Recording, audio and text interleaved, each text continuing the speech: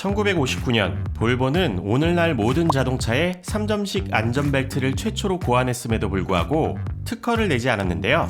천문학적인 돈을 벌어들일 수 있는 기회를 포기한 이유는 안전벨트는 사람의 안전을 위한 것이니 특허를 낼 수 없다고 말할 정도로 볼보가 안전에서만큼은 진심이었기 때문입니다. 그런 볼보 자동차가 무려 50년 전에 북한에 자동차를 수출해 아직도 시골길에 운행되고 있으며 택시로 이용된다는 소식이 전해지며 또 한 번 전 세계를 놀라게 했는데요. 그런데 북한은 이때 수입한 볼보의 차량 대금을 아직까지도 지불하지 않은 채 채무 관계를 유지하고 있다고 합니다.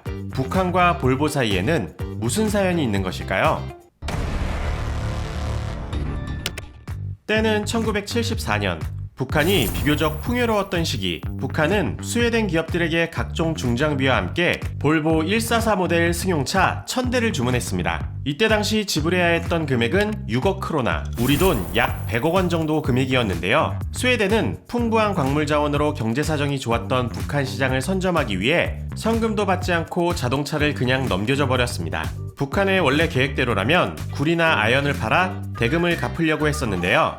그러나 광물의 국제 시세가 폭락함과 동시에 북한의 경제 사정도 급격히 악화되어 버리는 바람에 갚을 수 없는 상황이 되어버렸습니다.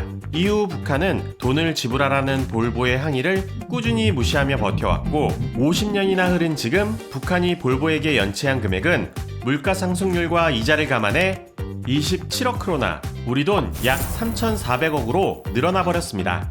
이 사건으로 인해 볼보에 치명적인 손실을 안게 될 것을 우려해 자국인 스웨덴 무역보험위원회가 인수해서 대신 갚아줬고 채무관계는 볼보와 북한이 아닌 스웨덴과 북한으로 넘어가게 되었는데요. 스웨덴은 정부 차원에서 매년 2차례 북한 당국을 향해 채무 독촉을 보내고 있습니다. 북한은 1989년 단 한 차례 3천만 크로나를 갚은 것을 제외하고는 그 어떠한 노력도 하고 있지 않은데요. 이러한 답답한 상황 속에서도 볼보가 오히려 미소를 짓게 되는 사건이 발생합니다. 지난 2017년 북한을 방문한 외신 기자들이 반세기가 지난 볼보 차량을 취재했었는데요.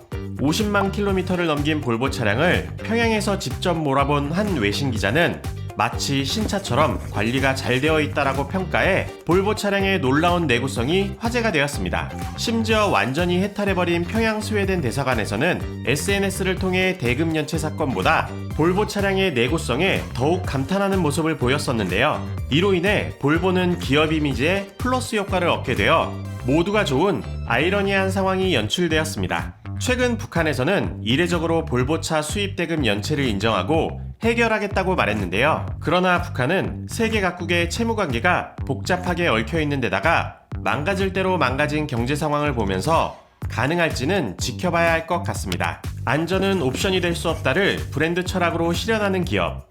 볼보의 소식 전해드리며 지금까지 상암동 투브였습니다.